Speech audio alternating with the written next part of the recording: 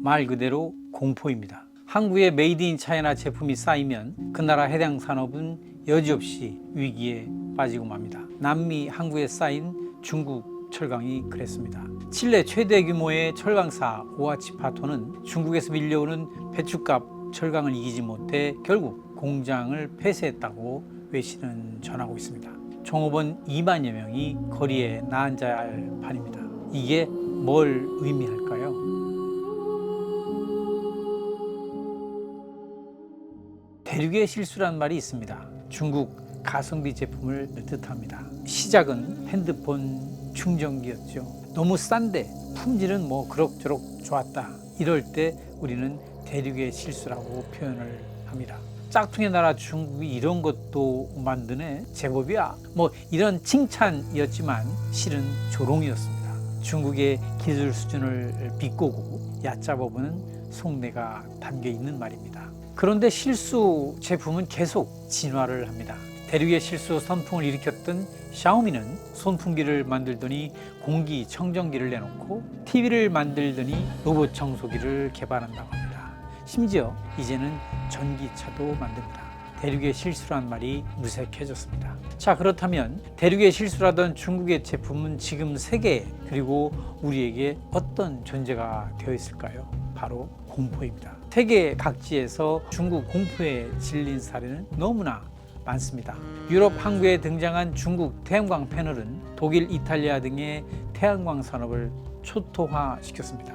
이젠 유럽 태양광 패널의 97%가 중국에서 수입됩니다. 심지어 저임 노동력의 나라 태국조차 중국에서 밀려온 소상품으로 인해서 제조업 위기를 겪고 있습니다. 전 세계가 중국 디플레 수출 공포에 벌벌 떨고 있는 모습입니다. 공포는 배춧값에서 끝나지 않습니다. 중국의 기술 골기는 전통 선진 기업을 궁지로 몰아넣고 있습니다. 심지어 자동차 강국 독일도 사정권 안에 들어왔습니다. 독일 자동차 업계는 요즘 폭스바겐이 발표한 자국 공장 폐쇄 방침을 놓고 뒤숭숭합니다. 폭스바겐 역사상 처음 겪는 일인데요. 노조는 당연히 거세게 반발하고 있습니다. 그럼에도 경영진은 살아남기 위해서는 어쩔 수 없는 선택이다 라고 버티고 있습니다. 주목해야 할 건 그렇게 말하면서도 정작 중국 투자는 늘리고 있다는 점입니다. 폭스바겐은 지난 5월 안해성 호페이 공장에 약 27억 달러를 투자한다고 발표했습니다. 엑스펑이라고 하는 중국 로컬 전기차 전문 메이커와 함께 전기차 모델을 개발 중인 것으로 알려지고 있습니다. 자동차 강국 독일을 대표하는 기업이 중국의 신생 전기차 업체의 도움을 받아 기술 개발에 나서는 것이죠. 자동차 강국의 체면이 말이 아니게 됐습니다. 그러나 현실은 냉혹합니다. 유럽 항구에는 중국산 전기차가 쌓이고 있고 전기차 아니면 중국 시장에서는 팔리지 않습니다. 중국 시장 공략을 위해서는 기술을 확보해야 하고 바로 이래서 내린 결정이 독일 공장 폐쇄, 중국 투자 확대였던 것입니다. 그들의 어쩔 수 없는 선택 뒤에는 중국이 있었던 셈입니다.